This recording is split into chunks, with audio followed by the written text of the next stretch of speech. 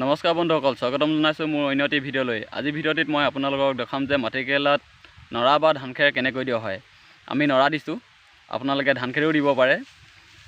ধান খেৰ বা নৰা দিলে বগাবলৈ সুবিধা হয়। আৰু আজি ভিডিঅ'টি মোক সহযোগ কৰিব আমাৰ ধুনু মানুহ। নমস্কাৰ বাইদেউ। আৰু আহক ভিডিঅ'টি আৰম্ভ কৰোঁ। আমাৰ ধুনু মানুহ আৰু ৱাইফে দুই মিলি নৰা দিয়া লাগি আছে। নৰা দিলে বহুতো সুবিধা হয়। আৰু এই মাটিকেৰেলাটোৰ বিষয়ে মই আপোনালোকক দুই এটা ক'বলৈ লৈছোঁ যে মাটিকেৰেলাটো নৱেম্বৰ ডিচেম্বৰ মাহত কৰিব পৰা এটা সহজ আৰু লাভদায়ক খেতি। আপোনালোকেও কৰিব পাৰে। নৱেম্বৰ ডিচেম্বৰ মাহত ধান খেতি চপোৱাৰ পিছত কৰা যায়।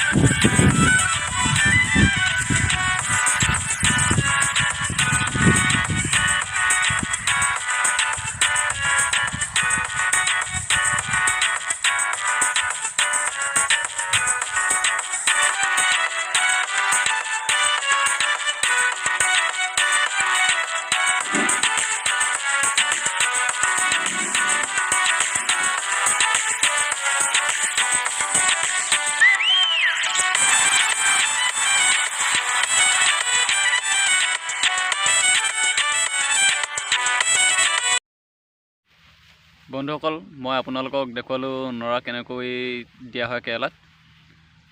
আৰু মই সামৰণি মাৰিলোঁ। কামৰ পৰা আহি মোৰ ভাগৰো লাগিছিলে। মোৰ ৱাইফে এতিয়াও পাৰি আছে। আজিলৈ ভিডিঅ'টো ইমানতে সামৰণি মাৰিছোঁ। নমস্কাৰ।